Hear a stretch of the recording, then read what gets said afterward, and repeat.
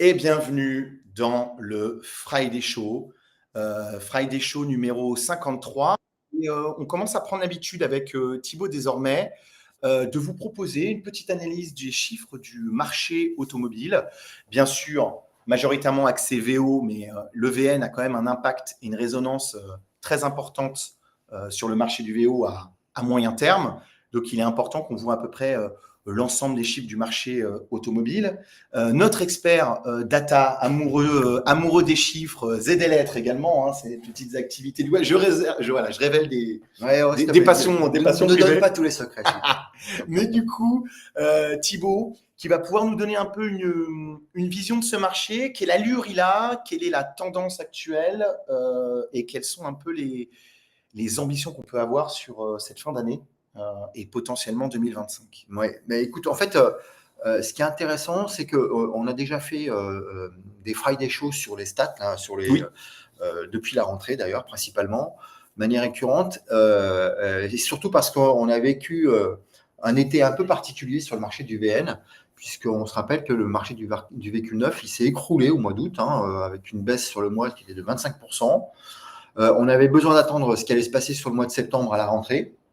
Et le mois dernier, on a constaté que en fait, la baisse elle était prolongée avec sur le neuf une perte de 11% des immatriculations, ce qui était quand même assez important. C'est vrai. Et on avait mis beaucoup d'espoir sur ce qui allait se passer au travers du mondial de l'auto, qui était quand même l'événement phare du mois d'octobre, et sur lequel on imaginait qu'il allait y avoir une sorte de relance. En tout cas, on était impatient de voir comment allait se comporter le marché. Alors, avant que tu annonces les sur les chiffres, relances. moi, ce que je peux te dire, c'est les échanges que j'ai eus. Alors, j'ai pas pu en avoir 150, j'ai pas un échantillon qui est ultra étendu, mais j'ai une dizaine d'échanges avec des groupes de distribution de différents profils, indépendants, de marques, concessionnaires, etc. Ils ont tous constaté chez eux un effet mondial.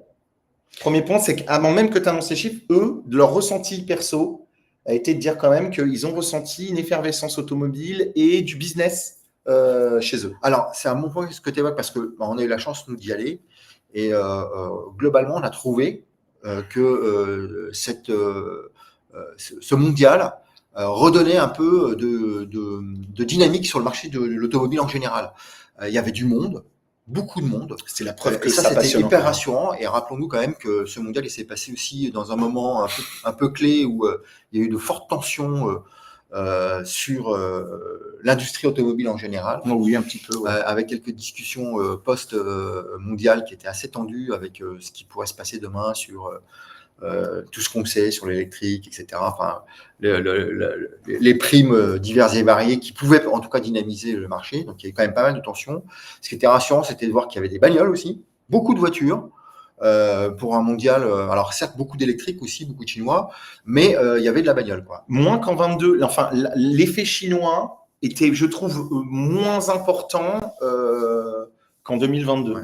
Mais le vrai, pour moi, le vrai fait marquant, c'est de voir qu'en effet, il y avait du monde, quoi. Ça veut dire que les gens ne boudent pas le marché de l'automobile, ils sont toujours intéressés pour venir voir un peu ce qui se passe sur ce marché. On le verra peut-être dans les chiffres demain, mais avec un effet sur les commandes, puisque les ressentis que tu as, toi, c'est que il y a eu du business. Il y a eu du business. La vraie difficulté, c'est que pour l'instant, le business, on le voit pas dans les chiffres, puisque si on regarde maintenant ce qui s'est passé au mois d'octobre, le mois d'octobre, il est dans la lignée de ce qui s'est passé en août et en septembre, puisque le marché du véhicule neuf dévisse à moins 11% en termes d'immatriculation. La première explication qu'on peut avoir, juste je saute directement sur l'occasion, avant que tu annonces le premier chiffre, c'est on est sur les IMAT. Oui. Alors, donc, tu as toujours un petit décalage. Voilà. Oui. Juste sa petite précision. Je suis assez d'accord avec toi, mais on imaginait quand même qu'il aurait pu y avoir un effet de ces fameuses commandes sur le mois d'octobre parce que il y avait des véhicules en stock. Ouais, mais ils sont pas tous à la commande. Les industriels ont entamé une dynamique de marketing pour pouvoir baisser un peu les tarifs avec des coûts, etc. Ils l'ont fait vachement en amont quand même. C'est clair. Et puis encore une fois, il y avait des véhicules en parc prêts à être achetés. Donc il y avait du stock. Et dans les faits, on ne le voit pas trop dans les chiffres. Alors, est-ce que ça veut dire que sans ces opérations, les chiffres auraient été pires que ce qu'on constate? Peut-être, on verra. En tout cas, là aussi, on aura une vraie vision, en tout cas, de cet effet mondial d'ici la fin d'année, j'espère. Les chiffres. chiffres. Les chiffres. Voilà. Alors, du coup, là, on a parlé du véhicule neuf, mais globalement, qu'est-ce qui s'est passé sur le mois d'octobre? Au mois d'octobre, le marché global des IMAT, il est étal par rapport à l'année dernière. Donc, on a dit que le marché du neuf était à moins 11%. Ça veut bien dire que, quelque part, le marché du VO, lui, c'est lui qui tire vers le haut. Et effectivement, puisque le marché du VO, sur le mois d'octobre, est en croissance de 3,5% et pèse quasiment 80% du volume des IMAT du mois d'octobre. D'accord? Sur le marché total. Donc, on a un marché de l'automobile qui est étal, un marché du neuf qui s'écroule, qui continue en tout cas sa descente, un marché de l'occasion qui, lui, à l'inverse, continue sa progression. On est sur le 7e mois de progression consécutif. Donc, une année qui est quand même plutôt intéressante pour le marché de l'occasion. Et ce qui nous amène au global sur l'année, à fin octobre, sur une progression du marché à 2,5%, avec une baisse du marché du neuf de 2,7% et une progression du marché de l'occasion de 4%. De 4%. Voilà. Et donc, globalement, c'est clair que le marché des IMAT, il est vraiment porté cette année, particulièrement par le marché de l'occasion. Ouais, c'est assez le marché de impressionnant. l'occasion, en fait, compense largement les pertes qu'il y a sur les IMAT circulation. Alors, c'est une bonne nouvelle pour le marché de l'occasion. C'est une bonne nouvelle à modérer, en tout cas sur le marché de l'automobile en général. C'est pas un marché qui s'écroule dans l'absolu. Les gens ont toujours besoin d'avoir des véhicules et d'acheter des véhicules pour pouvoir être en mobilité. Par contre, on le sait aussi, pour le marché de l'occasion, il est aussi porté par ce qui va se passer sur le marché du neuf. Donc, la question qui peut se poser, c'est quid du vieillissement du parc? Et ça, on pourrait le voir. Et surtout, quid de ce qui va se passer dans les mois sur le marché de l'occasion, parce que finalement, il y a moins de véhicules neufs. Ouais. La première réaction, c'est est-ce qu'on peut dire vive le VO? Nous, on a envie de le dire parce qu'on le défend bec et ongles et corps et âme. Mais la réalité, c'est que ce qui se passe sur le VN impactera forcément le VO, comme on le disait, à moyen terme. À court terme, pas encore. Les stratégies des distributeurs sont mises en place. On a des produits qui sont encore très diversifiés, qui permettent encore de belles affaires, de belles transactions, des progressions qui ont un véritable sens aujourd'hui. Donc, sur le VO, on n'a pas cet impact que l'on ressent sur le VN, bien évidemment, car l'hésitation existante sur le VN est un problème. Et ce problème, il aura une répercussion dans 1 an ou plus court, dans 3 ans, tout au mieux. Mais c'est à prendre en considération. Parce que le VN, il nous dit quoi? Il nous dit que le marché des entreprises, il est figé. En ce moment, les boîtes, elles prennent pas. Les changements de parc, ils sont quasi nuls. Aujourd'hui, ils savent pas. Tu vois, on voit bien ce qui va se passer potentiellement sur les véhicules de société, les véhicules de fonction en général. La réglementation, fiscalement, à titre personnel, à titre professionnel, tous ces doutes, toutes ces angoisses, etc., elles impactent immédiatement le marché du VN. Parce que le problème du produit, pour moi, après, c'est un avis très personnel. On peut tous réagir, chacun peut le voir de sa fenêtre, mais le marché du produit sur le véhicule neuf, il est en train de se stabiliser. On commence à avoir des gammes de produits qui font envie. Je peux vous assurer, quand vous étiez sur le mondial de l'automobile, que vous aviez 1 heure de queue pour voir une Super 5, une Renault 5, pardon, j'y suis l'ancien, une Renault 5, je peux vous assurer que là, tu te dis, OK, la voiture, elle fait encore rêver. Et la voiture électrique, tout le monde n'est pas au dégoût, tout le monde n'est pas à vomir sur la voiture électrique. Il y a des gens qui rêvent, qui veulent s'offrir ce type de véhicule. Idem pour un Tesla qui n'avait fait aucun effort. Ils avaient mis une bâche au sol, un DJ dans le pick-up, dans le Cybertruck, 3 voitures, et les gens qui étaient tous autour à vouloir monter dans les voitures. BYD, prix d'assaut. Ce qu'on veut dire, c'est il va y avoir une appétence. Le marché du neuf pourra être tiré par un véhicule dit électrique. Le problème, c'est que tout ce qui va se passer fiscalement, ou si demain on te dit qu'il faut passer à l'électrique, mais comme le véhicule fait 2 tonnes 4 ou 2 tonnes 5, eh bien, on va taper sur les doigts parce qu'il n'est pas assez léger. Oui, mais vous voulez qu'on ait des batteries électriques? Mais en plus de ça, il faudrait qu'elles soient légères. Non, mais c'est un vrai sujet. Voilà. D'ailleurs, c'est intéressant ce que tu dis parce que oui, l'électrique, c'est un sujet. On y va à marche forcée, quelque part. Oui. Mais quand même, on se rend compte dans les statistiques que c'est un marché qui a atteint un peu déjà son plafond de verre. Je m'explique.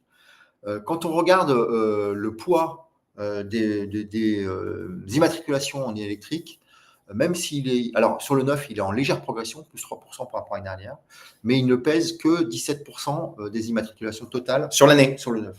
Sur l'année, ouais. Donc, c'est vraiment faible par rapport à tous les plans produits qu'il y a, toutes les offres, parce que les prix ont été tirés vers le bas. On parle quand même de véhicules je prends l'exemple d'un Tesla, même l'arrivée de BYD, parce qu'on peut comparer, ils les ont mis entre 40 et 55 000 euros pour un véhicule toute option, etc. Non, par rapport aux produits, les Tesla que tu payes 49 000 elles coûtaient 80 000 non, mais c'est vrai, tu as raison, mais on sent qu'il y a quelques efforts, mais ça reste quand même un produit cher, sur lequel il y a des interrogations sur la longévité, la manière dont ça va vivre, etc. On voit bien à gauche, à droite, il y a des articles sur oui, finalement, l'électrique, la réparation, ça coûte cher, etc. Enfin, oui, on a parlé avec des assureurs. D'ailleurs, c'est un sujet qu'on devra faire sur les batteries, les garanties, l'usage long terme et la pièce de réemploi. Qu'on interrogera. Mais ce que je veux dire, c'est que il y a évidemment un élan qui est hyper fort sur l'électrique. On l'a vu encore une fois au mondial. Il y a eu aussi beaucoup de marques nouvelles, pour nous, en tout cas chinoises, qui sont arrivées avec des véhicules qui étaient superbes d'ailleurs électriques. Mais ça n'est que 17% des immatriculations en neuf.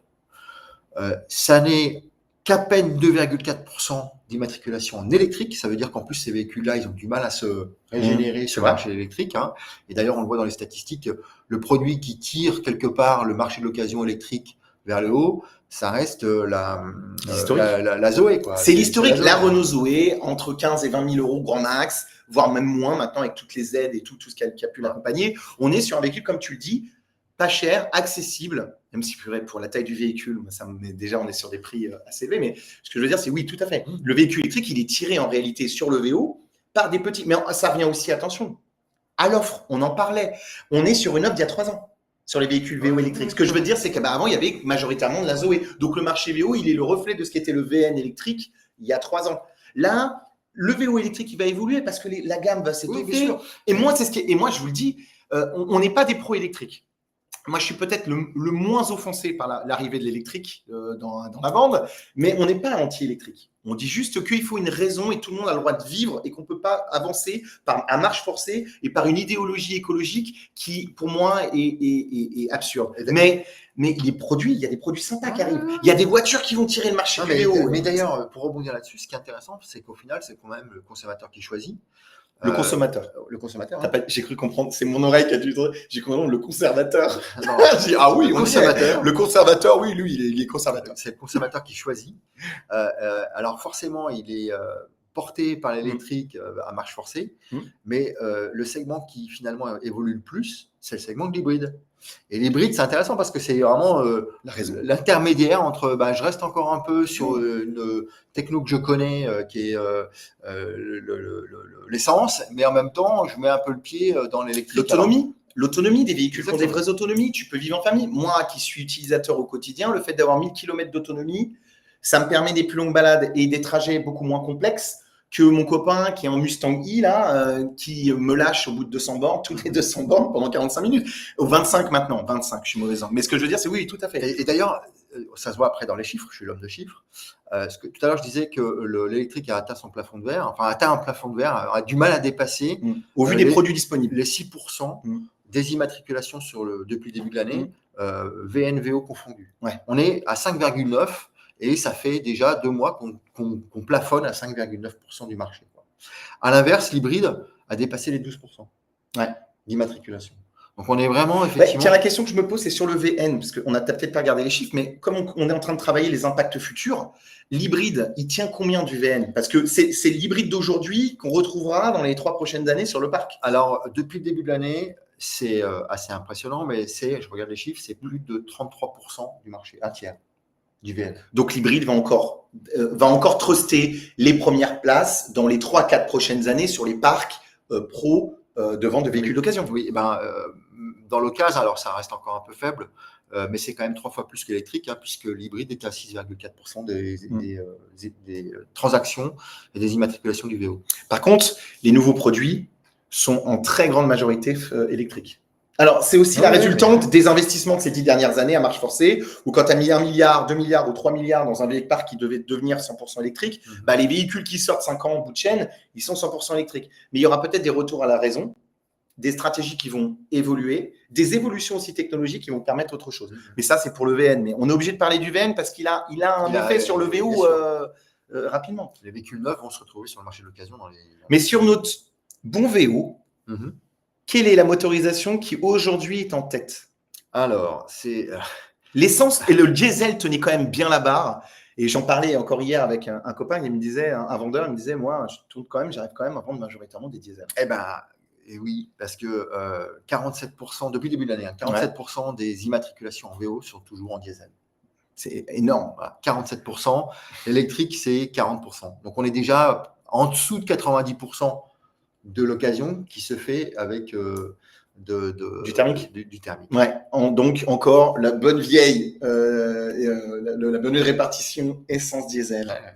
Ok. Oui, oui. Et attendons, il y a des actions qui vont être menées, parce qu'on parle de l'essence, mais on n'a pas encore la distinction des biocarburants. Oui.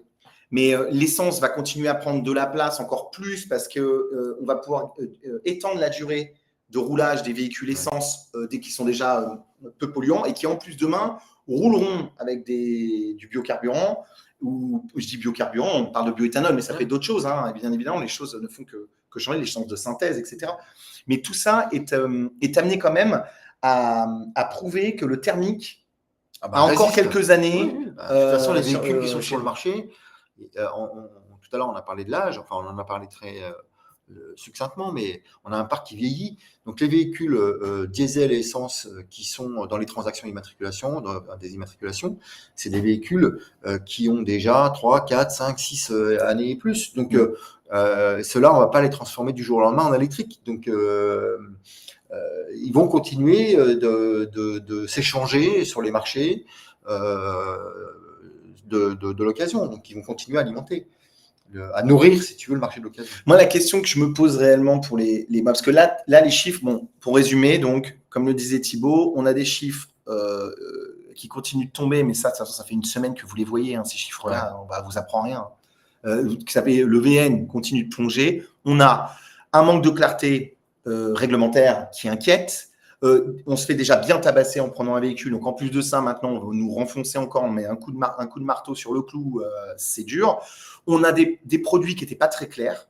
Très honnêtement, on avait des produits qui n'étaient pas très clairs, avec des prix qui n'étaient pas bien placés. Je vois les historiques sur l'électrique, ils ont encore beaucoup de mal à placer un produit intelligent. Le mondial nous a rassurés là-dessus. Encore une fois, on revient dessus, mais le mondial, sans donner une cohérence de prix et de produits à ce marché qui se cherchait encore, même s'il y a quelques historiques qui mettent encore des voitures électriques à des prix où tu te dis, non mais revenez sur Terre les gars, parce que je vous promets que le chinois d'à côté, pour 50 000, j'ai mieux. Ah, mais c'est le marché c'est inquiétant les gars. Ouais. Et donc oui, c'est ça. Mais on a quand même tout cet esprit de thermique qui tire encore le marché, qui prouve encore qu'il y a encore de la place sur des stratégies que l'on connaît. Moi, le gros axe à venir, de toute façon, ça va être d'accompagner, faciliter l'achat face au poids que va représenter l'automobile. Parce qu'on parle toujours de dédiaboliser l'auto, mais en réalité, je vous promets, vous allez sur un salon. Là, il y a Époque Auto. Ce que je veux dire, c'est aller sur un salon avec des voitures, vous allez voir qu'elle n'est pas diabolisée, la voiture. Non, elle est diabolisée par des gens qui prennent trop souvent la parole. Ça, c'est certain. Alors là, elle est diabolisée. Mais le quotidien, elle ne l'est pas. Et les gens apprécient la mobilité automobile et ils apprécient l'auto comme elle l'est.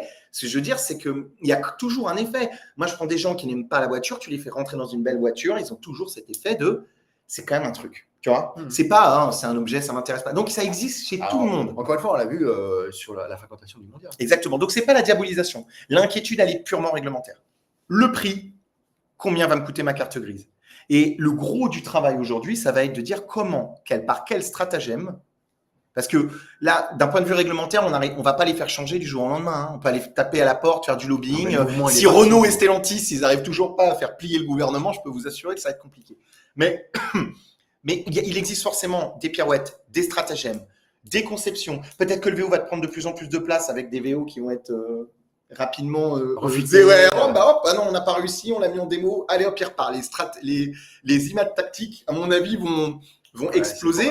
Mais il va falloir trouver un moyen de rassurer le client en lui disant non, tu peux te faire plaisir, tu peux rouler dans une voiture qui, en plus de ça, avec les nouveaux moteurs écologiques et surtout, ne pèse pas trop fiscalement sur toi à l'achat. Ouais. Parce que là, il y a des messages qui sont catins. Non, mais il y a trop d'incertitudes en fait. Et il y a des incertitudes déjà sur le marché de manière globale, sur la fiscalité en France, on l'a vu, sur ce qui se passe globalement dans le monde en général. Il y a eu cette semaine, on a quand même vécu les élections américaines. Des États-Unis. Quel effet ça va avoir sur le marché de l'auto en Europe, en France en particulier. Enfin, tous ces éléments-là donnent aussi beaucoup d'incertitudes, très peu de visibilité sur la manière dont on va se porter le marché de l'auto en général dans les semaines et les mois qui viennent. On est historiquement, le marché européen, une plateforme d'échange. On l'a toujours été historiquement. On a rapidement créé des échanges plus ou moins déséquilibrés avec le reste du monde, mais on a toujours rapidement créé des flux import-export. Il faut qu'on garde cette fibre-là. Mais moi, je ne suis pas désemparé par la période. J'ai l'impression qu'il peut naître de tout cela un nouvel élan européen. Cette volonté aussi de vouloir reconsommer aussi chez nous, Européens, cette volonté aussi de montrer aux autres que l'Europe a gardé sa place d'originalité, de dynamisme, de prestige. Et on pourrait peut-être plus retravailler, mais ça, encore une fois, on parle sur le VN, parce que le VO, lui, il est dépendant de toute façon des actions portées des années auparavant.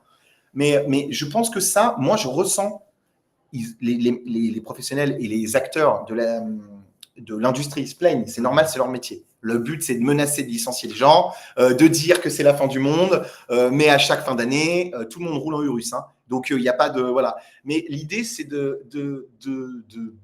d'accompagner cet élan-là. Et pour moi, le VO, je pense que la première action à mener, ça va être vraiment de rassurer à l'achat sur la lourdeur fiscale. Alors, si on recentre un peu sur le marché du VO, ce qui est intéressant aussi de voir, d'abord, on a vu qu'il était en progression. Tous les mois, il est en progression, depuis 7 mois en tout cas, de manière permanente, et puis il tire le marché vers le haut.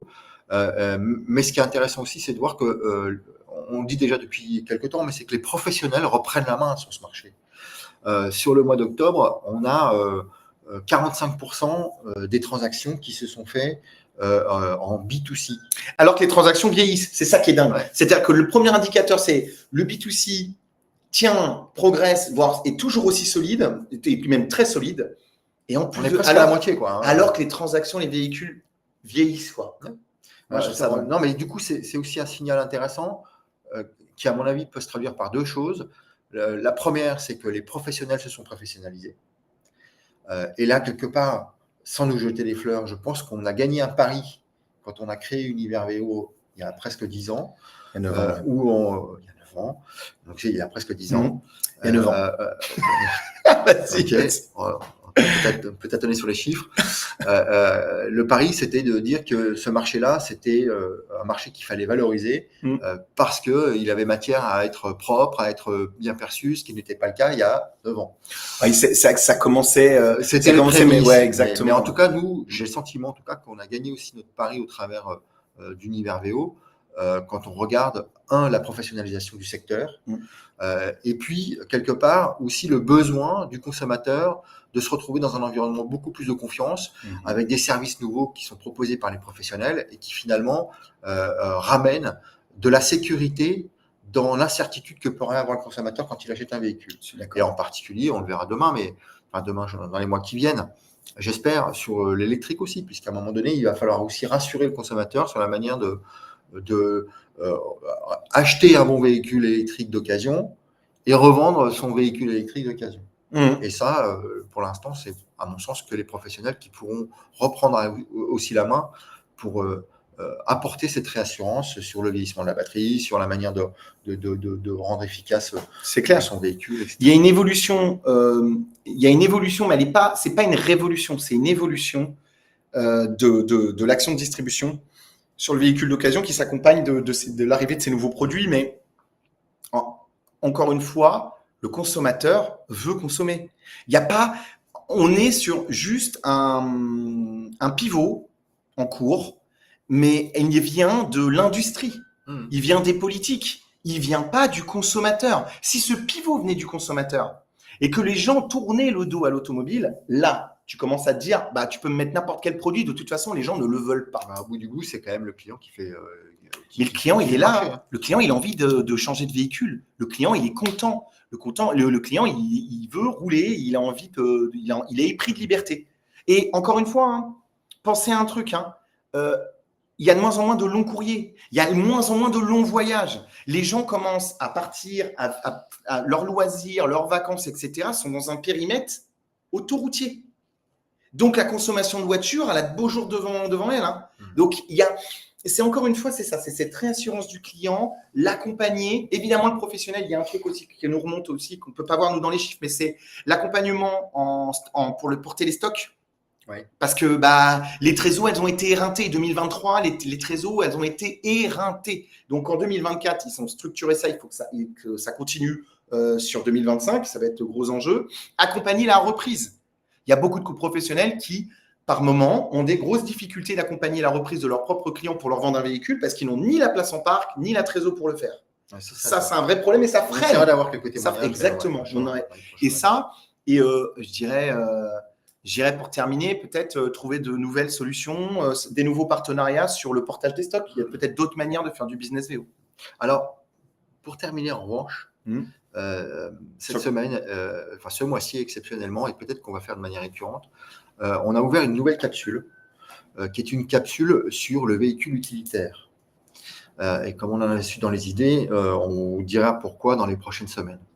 Mais c'était intéressant de regarder un peu ce qui se passe sur le marché du véhicule utilitaire. C'est quand même un marché qui, à fin octobre, pèse 1 million d'immatriculations, ce qui n'est pas neutre. Depuis le début de l'année. Depuis le début de l'année. Oui, c'est pour ça. Quand le marché du véhicule non utilitaire, j'allais dire, lui pèse 6 millions de transactions. Alors là, tu parles sur le VO. Le VO, le véhicule utilitaire dans sa globalité. Dans sa globalité. Alors, est-ce que tu peux regarder juste comparé au VN? Oui. Combien il fait juste le VN? Le VN, pas utilitaire, hein. Le VN auto. Là, on est 1 million, tu me dis, d'utilitaires en transaction globale. Et le marché du VN, il fait combien en transaction globale depuis le début de l'année? Je crois que 1,4 million? Je l'ai dit. Non, moins 1,4 million. 1,4 million? 1,4 million. 1,4 million. C'est quand même énorme. On parle d'un marché VN 1,4 million. Alors, il dégringole le pauvre. Mais on a un marché du véhicule utilitaire qui, lui, dans sa globalité, est à 1 million. Voilà, juste pour donner la taille du marché. Et dans les répartitions, pour le coup, depuis le début de l'année, alors d'abord, c'est un marché qui progresse. Et qui progresse sur les deux segments. Le neuf. C'est un petit berlingot. Hein. Le neuf. Tu connais la passion. Non, mais ça veut dire aussi que. Un petit trafic. Ça veut dire que autant les habitudes du consommateur particulier est perturbé au travers de ce qu'on a vu sur les stats dans le neuf, et même s'il se réduit sur l'occasion, autant sur le pro, de toutes les façons, il y aura toujours besoin d'avoir des véhicules qui vont d'un point A à un B pour faire les livraisons, etc. Et donc, le véhicule utilitaire, il reste en progression sur les deux segments, que ce soit en neuf ou en occasion. Et juste pour donner quelques chiffres que j'ai sous les yeux, le véhicule utilitaire neuf, c'est un peu moins d'un tiers des transactions depuis le début de l'année, et les 2 tiers sont portés par l'occasion. C'est dingue. C'est-à-dire que l'occasion, c'est 70%? Ouais, à peu près, un peu moins. À 68,2, excuse-moi. Ouais. 68,2 depuis le début de l'année du marché. Donc, c'est intéressant de voir un petit peu comment ça se passe aussi sur ce marché. On le voit, nous, on le voit.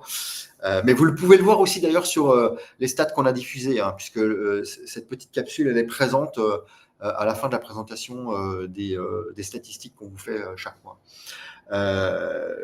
Et là, c'est un marché pour les pros. Hein. Encore une fois, c'est aux professionnels de notre communauté de le faire. On parle de professionnel à professionnel. L'acheteur, il a besoin de TVA, il a besoin d'acheter. Enfin, il peut pas. C'est pas un marché qui est trusté par le C2C. C'est vraiment un marché de réseau. Oui, c'est clair. Alors, par contre, ce qui est là aussi très intéressant, c'est de voir que, y compris sur le neuf, c'est aussi un marché qui est trusté par le diesel. Le diesel, c'est 78% des transactions depuis le début de l'année en neuf. Il roule beaucoup. Et 95% de l'occasion. Ouais, mais ce que je trouve dingue, c'est, tu m'as dit combien le diesel? 78%. J'aurais imaginé que c'était la quasi-totalité des trucs. En occasion, c'est 95%. Donc, c'est des véhicules qu'on garde plus longtemps. J'aurais pu penser au global à ce chiffre-là. Sur le total, nous, on est à 90%. Voilà. On est à 90% au total. Voilà, c'était la petite capsule que vous. Alors, on pourrait rajouter plein d'autres choses sur le marché du véhicule utilitaire, mais vous pourrez voir les détails dans les stats qu'on vous a transmis et qui sont à votre disposition. Sur la plateforme Melting Spot et via le site où vous pouvez accéder via universvo.com pour ceux qui veulent. Voilà, et vous avez un lien, un raccourci qui vous emmène vers les chiffres de stats, vers la plateforme du club Univers VO. Que vous connaissez. Voilà, et donc on va commencer à creuser aussi ce marché pour regarder un petit peu comment il se comporte et regarder comment il peut aussi apporter de la matière dans la réflexion et dans les stratégies de demain.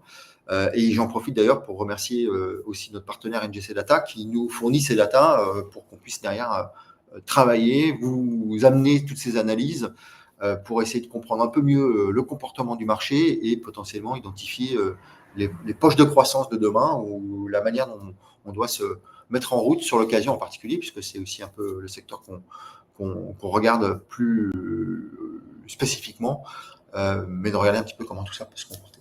Nous espérons que nous avons été clairs, pas trop café du commerce. Un peu quand même. Mais ça fait du bien. On sera aussi. meilleur. Puis même, ça fait du bien aussi de temps en temps de pouvoir parler. Moi, ce que je vois, c'est qu'il y a quand même des raisons d'y croire, des raisons de se réjouir, des raisons de continuer à se structurer et à travailler sur ce marché. On rencontre de plus en plus de nos partenaires qui ont des dynamiques positives aussi.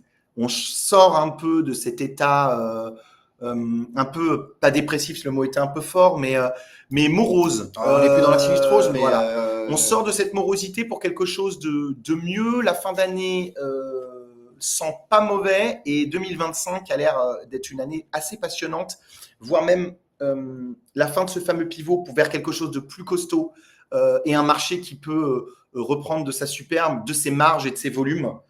C'est tout ce qu'on souhaite évidemment aux acteurs du véhicule d'occasion, mais également du coup le véhicule. En tout cas, le point rassurant dans tout ça, quoi qu'on en pense, c'est que le consommateur, il est là et qu'il a toujours envie de rouler. Et il nous l'a montré au travers du mondial et il nous le montre au travers de la dynamique du marché. Exactement.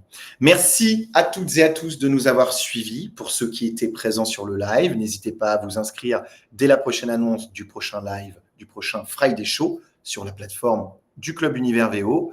Je remercie également tous ceux qui nous voient en replay. Voilà, à travers sur la plateforme, pour ceux qui sont déjà inscrits, ou via YouTube, pour ceux qui ne sont toujours pas inscrits à la plateforme, n'hésitez pas à le faire. Le lien sera dans le premier commentaire. On vous souhaite à tous une bonne fin de semaine, un bon week-end et un début de semaine prochaine commencera mardi sur les chapeaux de roue pour terminer cette année de manière tonitruante. Merci à tous. Au revoir et à très bientôt.